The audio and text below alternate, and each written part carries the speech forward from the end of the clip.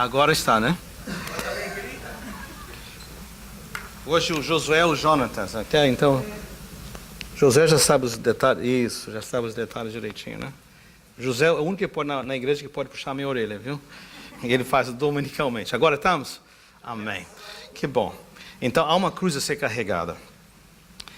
Em preparação para essa palavra de hoje, independente de feriado ou não, né, estava muito forte esse verso 38 do capítulo 10 de Mateus. Daqui a pouquinho você pode começar já a procurá-lo, né? E o que estava no meu coração era falar especificamente sobre isso. Por quê? No pastoreio, no cuidado das pessoas, né, isso é uma área que Deus me chamou para fazer, cuidar de gente, né? Espiritualmente, ovelhas, filhos dele, que ele diz, cuida. Então esse é o papel de pastores, né? Na igreja, é o nosso papel, cuidar daqueles que o Senhor, os seus filhos, né? E ele nos dá esta responsabilidade e privilégio. E no processo que eu vejo ao longo dos anos é o seguinte, eu gostaria de dizer que depois que você conhece a Jesus, agora você não só conhece a respeito de Jesus, agora que Ele é seu Salvador, Senhor, pessoal, você tem uma experiência pessoal, profunda com Ele, eu gostaria de poder dizer que a sua vida vai ficar um mar de rosas. Mas se você já segue ao Senhor Jesus por algum tempo, você sabe que isso não é a verdade. E não é que Ele não nos prometeu, aliás, Ele disse assim, olha, no mundo tereis aflições. E Ele avisou, nos avisou, né? Mas diz, tem de bom ânimo, porque eu venci o mundo. Então, e Ele disse, quando estava chamando os discípulos, né, se alguém quiser ser meu discípulo, ser meu seguidor, que ele negue-se a si mesmo, tome a sua cruz e siga-me. Então, não é o verso 38, porém é no mesmo contexto. Então, há uma cruz a ser carregada.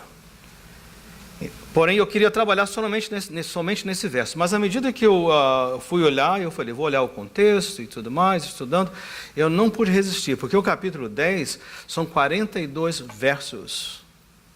E o versículo 38 é apenas um pedacinho dos 42. Então, o que eu gostaria de fazer hoje é que você abrisse comigo em Mateus, o capítulo 10, tá? A partir do versículo 1.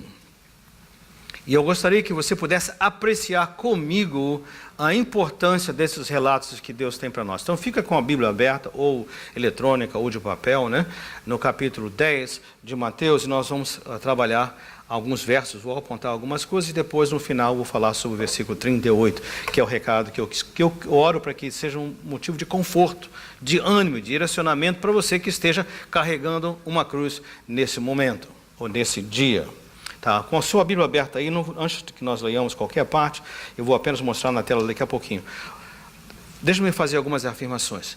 Cada verso, cada livro, cada capítulo, cada verso da Bíblia está aí porque Deus quis que estivesse aí. Não está aí por acidente, não foi porque estava faltando espaço, o escritor diz, vou colocar isso. Não, tudo que está aí foi porque Deus quis que estivesse aí.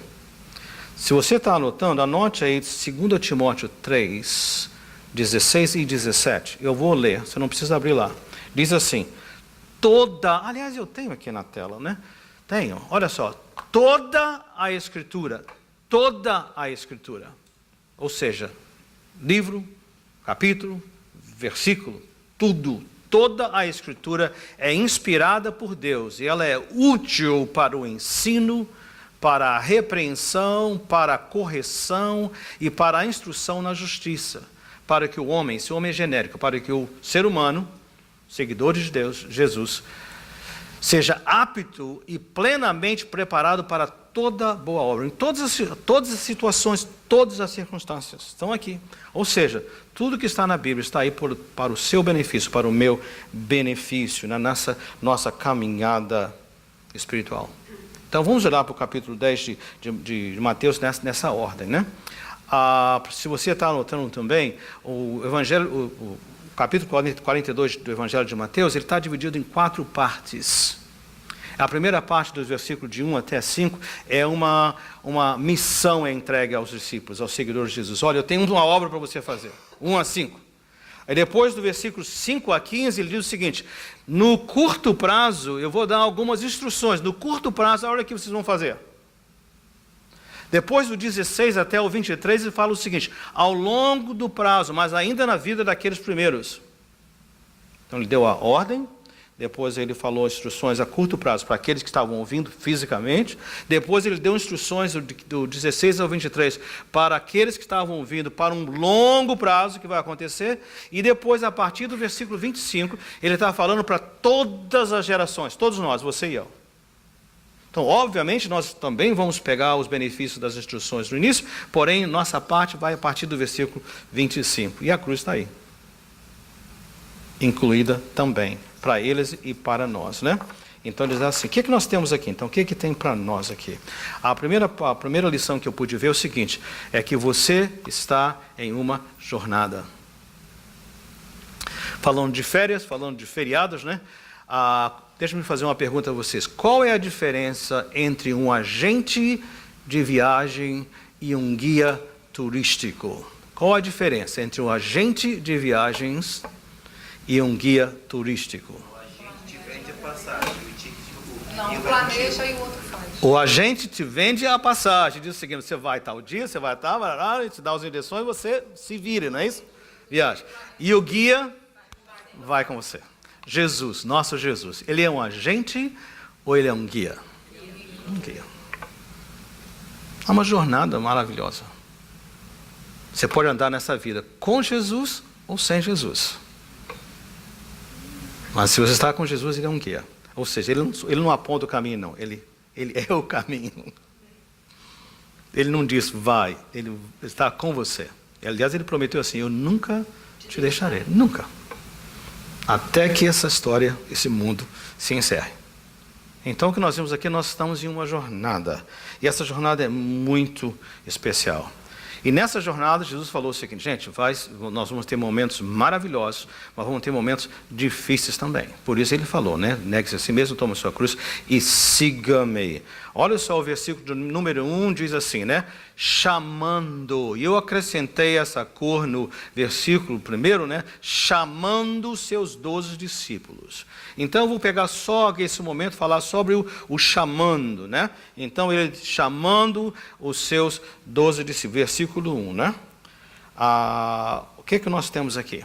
Chamando. É comum nós cometermos o erro de pensar o seguinte, ó, eu ouvi de Jesus, eu gostei dele, então eu tomei uma decisão de segui-lo. Algumas pessoas falam, é livre-arbítrio, né? Você que escolhe. Eu tenho uma excelente notícia para você. Quando você ainda nem existia, Deus já gostava e amava você. Antes que você fosse um pensamento, Ele já tinha os seus olhos em você. Mas não acredite só na minha palavra, não. Anote lá para você ler em casa, tá? Efésios capítulo 1, de 3 a 8. Eu vou ler, você só ouça. Olha só a excelente notícia. Você pensou que um dia se achou Jesus, né? Ele já havia achado há muito tempo atrás. Diz assim, olha, bendito seja o Deus e Pai de nosso Senhor Jesus Cristo, que nos abençoou com todas as bênçãos espirituais nas regiões celestiais em Cristo. Bendito seja, coisa boa. Por quê? Porque Deus nos escolheu nele antes da criação do mundo. Nos escolheu para quê? Para sermos santos e irrepreensíveis em sua presença. Ouça, em amor, Ele nos escolheu para sermos adotados como filhos, por meio de Jesus Cristo, conforme o bom propósito da sua vontade, para o louvor da sua gloriosa graça, a qual nos deu gratuitamente no amado. Nele temos a redenção por meio do seu sangue, o perdão dos pecados, de acordo com as riquezas da graça de Deus, a qual Ele derramou sobre nós com toda a sabedoria e entendimento. Qual é o ponto então? Nós somos chamados, não fomos nós que escolhemos, Ele nos escolheu. Você pode dizer amém para isso? Amém. Você é muito especial. Às vezes você vê aqui hoje pensando, ninguém gosta de mim, né? Ninguém me quer, ninguém me ama. Deus te ama. E te ama muito. E Ele já, antes que você tivesse feito qualquer coisa, Ele já estava, né? Mas Ele chamou você para estar com Ele. Chamou seus 12 discípulos. Aí eu perguntei a diferença de Jesus, se Ele é um agente, um guia turístico, né? Eu gostaria que você soubesse que quando você começa a acompanhar Jesus, você é um discípulo. E discípulo, para explicar o que é um discípulo é alguém que está aprendendo. Ele falou numa outra ocasião: vinde a mim, todos vós que estáis cansados e oprimidos, e eu vos aliviarei. Tomai sobre vós o meu jugo e aprendei de mim. Então, discípulo segue na caminhada, ele é o guia, ele vai à frente, né? E nós vamos junto com ele, e ele vai nos ensinando. Então, nós estamos aprendendo. O discípulo está aprendendo. E o discípulo também, ele, nesse processo, ele segue. Então, nós somos chamados, Deus já tinha, Ele que nos escolheu, somos muito especiais, e somos chamados para nós sermos ensinados, para segui-lo. Então, nossa caminhada com Jesus envolve seguir. Ainda nesse mesmo verso diz o seguinte: mas deu-lhes poder, deu-lhes autoridade. Não é o caso sobre todos, né? Não é o caso nosso, né? Mas às vezes há pessoas que fazem o seguinte: quando elas conseguem descobrir algo, diz o seguinte: não vou ensinar a ninguém.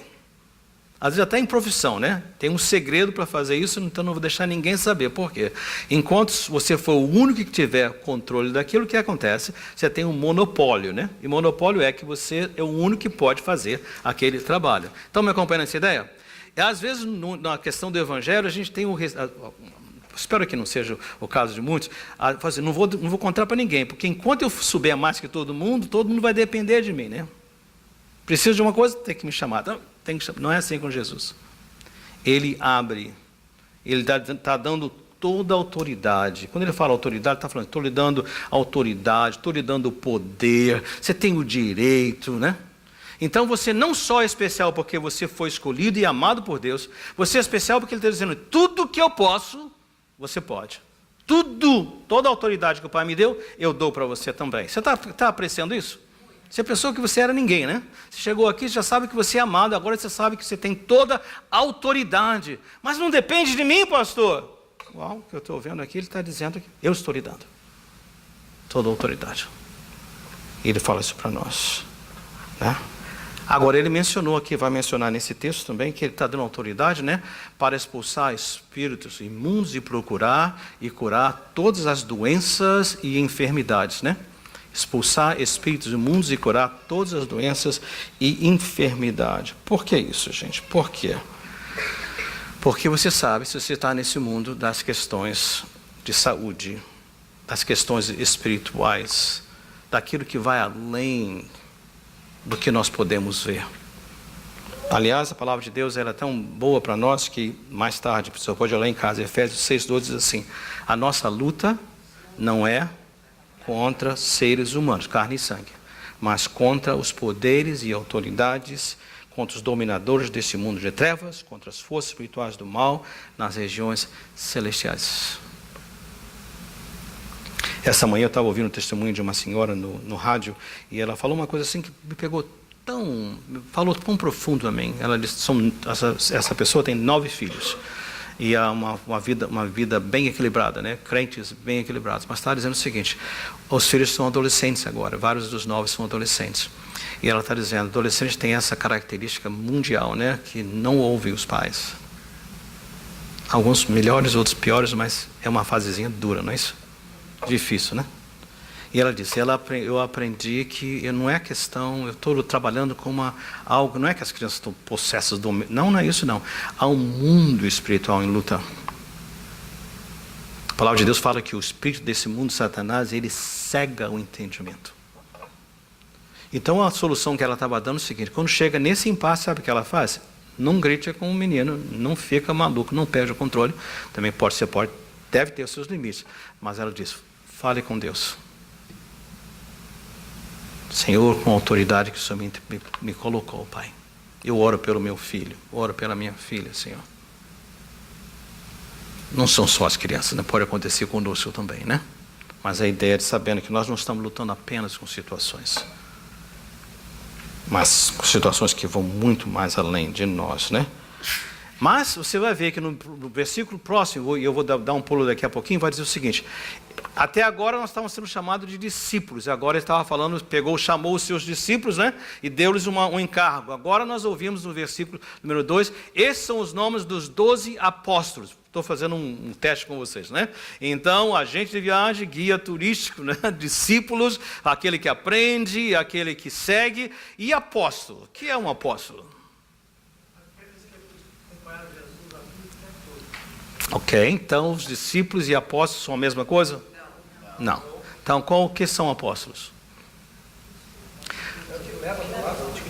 Aqueles que foram enviados. Então, vou fazer aqui um pedacinho de um parênteses para ensinar o seguinte. Nós cremos, essa igreja crê, que os apóstolos, no sentido de ofício, estão limitados àqueles que Jesus chamou e que andaram com ele, como o Almeida disse, que está correto, e mais o apóstolo Paulo. Acabou. Nós não cremos que o ofício de apóstolo, essa igreja não crê, que o ofício de apóstolo está aberto hoje. O que os outros pensam, fazem, não é da nossa conta. Tudo bem aí?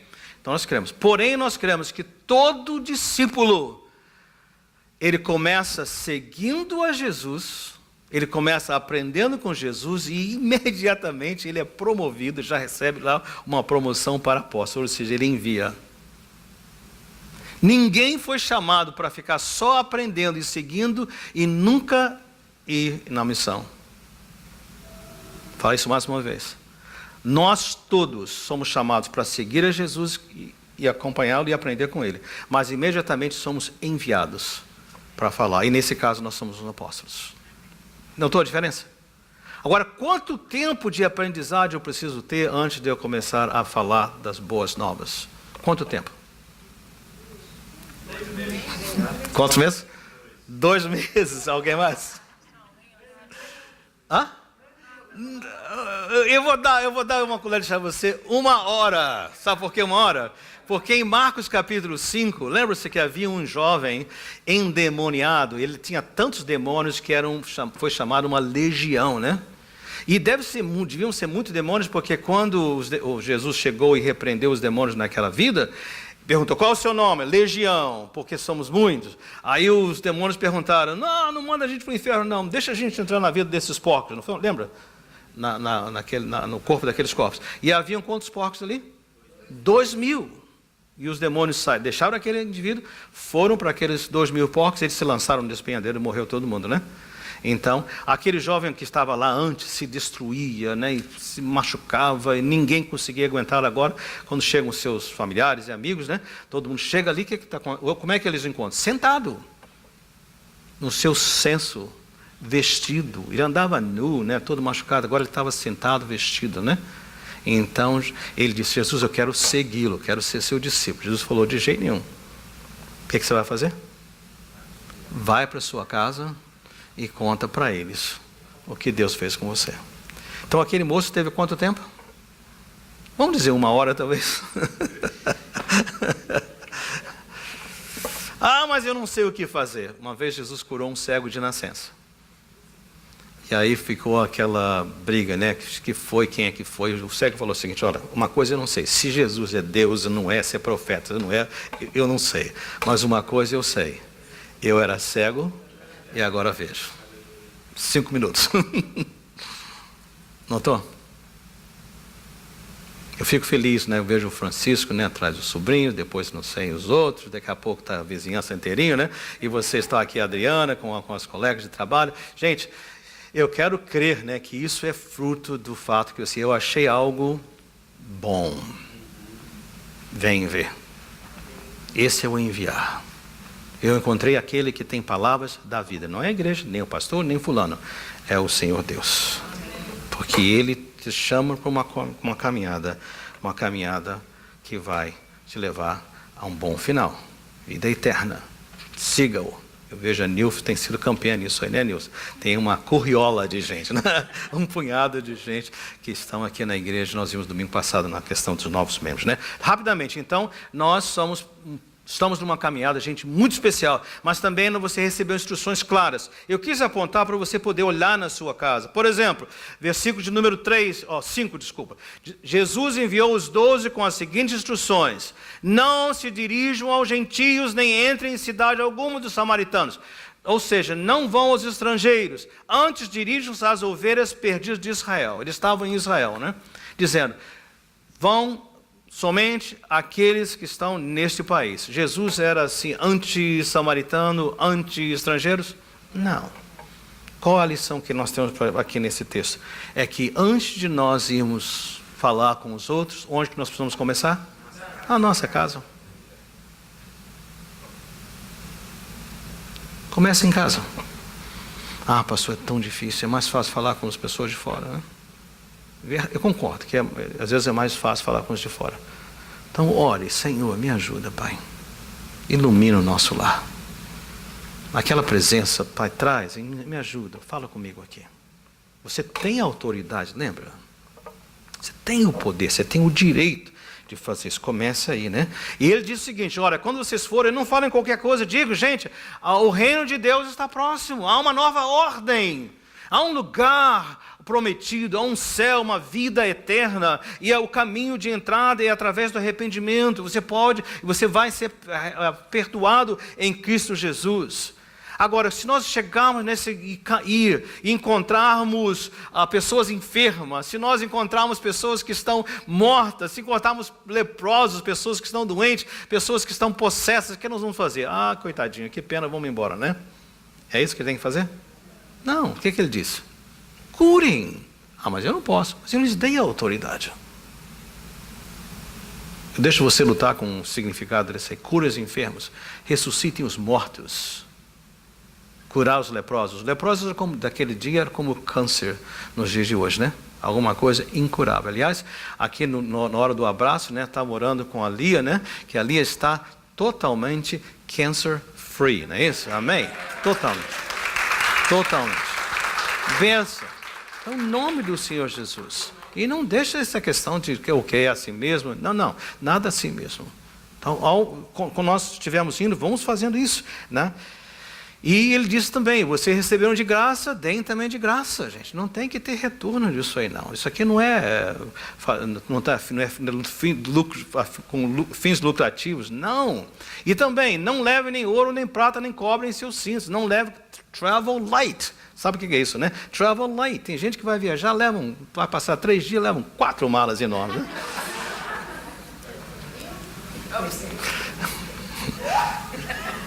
Tudo. Acho que até o cachorrinho vai na mala também, né? Deve ser alguma coisa assim. Não! E essa questão de ir, porque você vai estar à mercê da hospitalidade e tudo mais, é o seguinte, mas mais bagulho que você tenha, mais difícil é a movimentação. Põe uma mochila nas costas e vamos embora, né? A ideia, ou seja, é para não complicar. Vamos fazer isso para não complicar, né? Travel light, né? E você pode continuar a ver o restante, mas vamos determinar dizendo, mas há uma cruz a ser carregada. Eu não quero ficar aqui triste, nem falar para vocês, mas como eu disse no início, eu preciso lhe dizer que existe uma cruz para ser carregada. Vamos clarificar isso. Que cruz é essa? Essa cruz não é a cruz do Calvário. Essa cruz já foi carregada, já foi usada, acabou o assunto. Diga amém para isso. Acabou. Tudo que era preciso ser feito para você e eu termos vida eterna, perdão dos pecados, já foi feito por Cristo na cruz. Nada mais precisa acontecer. Nada. Eu não tenho o hábito de falar mal de outras igrejas e tudo mais. Esse ano, no mês de outubro, nós vamos estar celebrando a Reforma Protestante. Você sabe que nós somos católicos, né? Nossa igreja é uma igreja católica. Nós somos católicos rebeldes, por isso somos protestantes, né? A gente é ruim de serviço. Onde é que está? Tem que ler, tem que achar na escrito para poder crer, não é? É assim, por isso protestante. A ideia da reforma protestante, há 500 anos atrás, não era para criar uma nova igreja. Eles queriam que a igreja estivesse de acordo com as Escrituras. E o ponto, você vai ouvir isso no mês de outubro bastante aqui nesse púlpito, né? Mas uma das diferenças básicas era o seguinte, é que na época da reforma protestante, e eu tenho receio que hoje, né, ainda existe muito, era que você não era somente o que Cristo fez na cruz, era o que Cristo fez na cruz, mas as suas obras. Aí a penitência, sabe o que é penitência, não é isso? Se você veio de uma criação católica romana, você sabe o que é penitência. Você tem que fazer algumas coisas para pagar, ou seja, você confessa, tem absolução, mas também você tem que fazer alguma coisa para completar, né?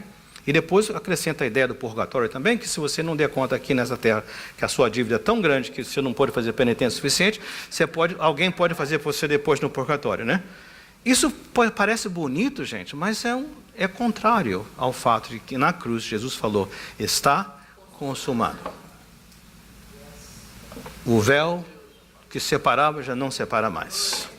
A luz outrora apagada, agora brilha e cada dia brilha. Abriu o caminho. Entre com ousadia, Hebreus fala. Entra com ousadia. Então não é essa cruz que ele está falando. Não é a cruz do Calvário. Mas eu creio que ele está dizendo para você um alerta seguinte. Quando você segue a Cristo, e mais consagrado você seja, mais você o ame, mais você queira seguir os seus passos, e ele está caminhando com você, vai haver um contraste com este mundo que nós vivemos. E esse contraste é luz e trevas. Seus princípios, seus comportamentos, suas escolhas. E o mundo não tolera isso, odeia isso. Então você vai ser discriminado. A gente não está falando para você ficar coitadinho. Não, nada de coitadinho de você. Jesus falou e eu vou te dar algumas palavras de conforto, né? Mas saiba, aliás, se nós não estamos tendo nenhuma fricção neste mundo, a gente tem que se perguntar, gente, eu perdi o sal, perdeu o poder de salgar, né? A luz se apagou. Mais perto de Cristo Jesus, maior o contraste, maior a fricção que vai acontecer, que vai estar aí, né? Falando conosco, né? E acontecer. E por causa disso aí vai haver perseguição, vai haver rejeição, vai haver discriminação. E às vezes não é somente das pessoas que estão lá fora, até pessoas queridas, né? Quantas famílias, quantas histórias de pessoas que são rejeitadas pelos seus pais ou família pelo fato de estarem seguindo a Jesus. Uma outra ideia, há muita gente rica que segue a Jesus e são muito abençoados. E eu oro para que todos vocês sejam milionários e sejam abençoados por Deus também, seguindo a Jesus. Porém, via de regra, mais honesto, mais de acordo com os princípios de Jesus que você ande, mais pobre você vai ficar. Ninguém disse amém para isso, né? Todo mundo quer ser milionário, ninguém quer ser pobre. Porque às vezes seguir os princípios de Deus custa, não é para você não, né? Mas lembre só, aliás a Ângela me ajudou agora, né? Porque a cruz nós não escolhemos. A cruz quem dá é o próprio Deus que escolhe para nós.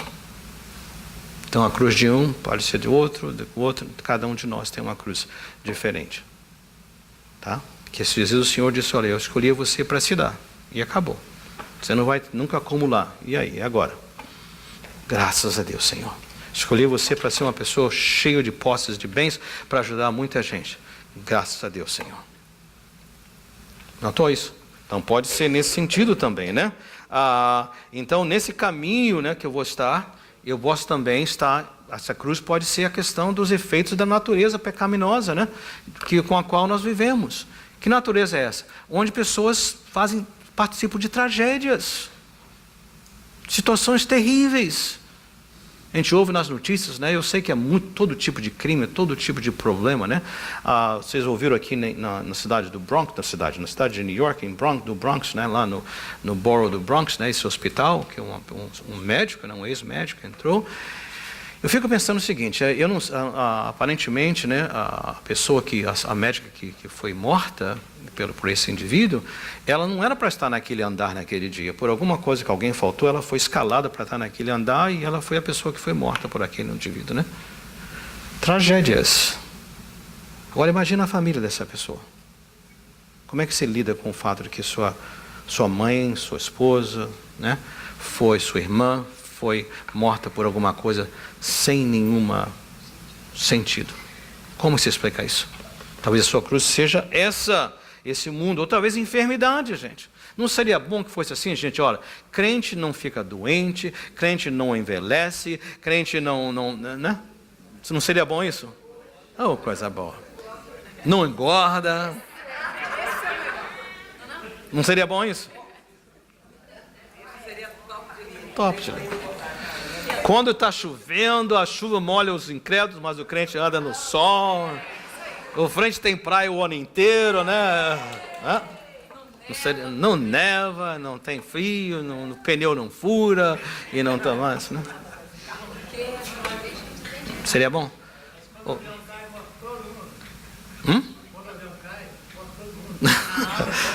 Meu ponto é o seguinte, você está notando o que eu quero dizer? É o seguinte, talvez a nossa cruz seja isso aí, gente, que está acontecendo, situações que acontecem conosco nessa vida. Então o que nós vamos fazer com a nossa cruz? O que eu tenho que fazer com a cruz que o Senhor separou para mim? Não a cruz do Calvário, que ele fazer. Ele tome a sua cruz, seja qual for. Seja qual for. Pode ser uma criança especial na família. Pode ser um cônjuge que tem uma enfermidade. Pode ser um familiar. O que eu vou fazer? Abraçar. Toma, abrace. E abraçar de que maneira? De maneira intencional, deliberada. Senhor, na sua soberana vontade, o Senhor me concedeu esta oportunidade. Vou fazer. Faça-o com coragem. Faça com paciência. E lembre-se, gente, isso aqui é chave. Lembre-se, a minha jornada é curta. Por mais que nós vivamos nesse mundo, vamos supor, 70, 80, 90 anos, por mais que sejam os anos de vida que vamos ter aqui, ela não se compara com a eternidade. Aqui, por um pouquinho de tempo, eu tenho essa cruz para carregar. Mas daqui a pouco eu vou estar na glória, na eternidade, para sempre e para todo o sempre. Você pode dizer o seguinte: olha, eu estou nessa jornada que é curta, mas há um cântico em inglês que diz assim: soon and very soon I'm going to see my king. Muito, muito breve eu vou ver o meu rei. E também dizendo o seguinte: mas vai chegar um dia que eu vou trocar essa cruz por uma coroa. Não é isso? Então anime-se.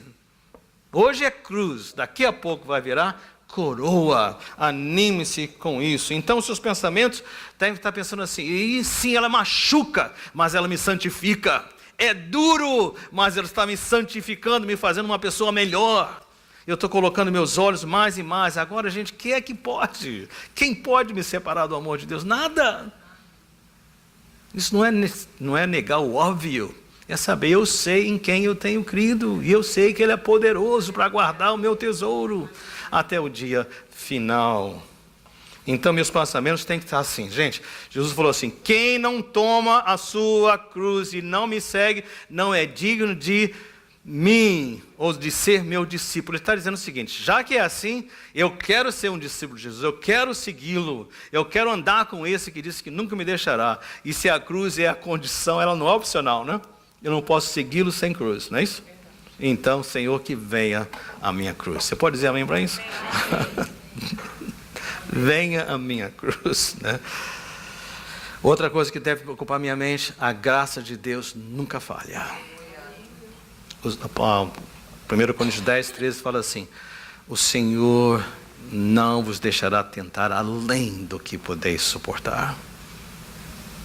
Você não vai sofrer além do que você pode, porque com o sofrimento Ele vai mandar também o livramento, o caminho de escape.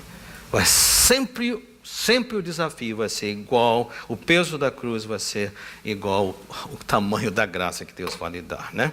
E pode lembrar você também que há na eternidade uma coroa esperando por mim, há um galardão, mas finalmente, sempre dizendo: eu nunca estou sozinho.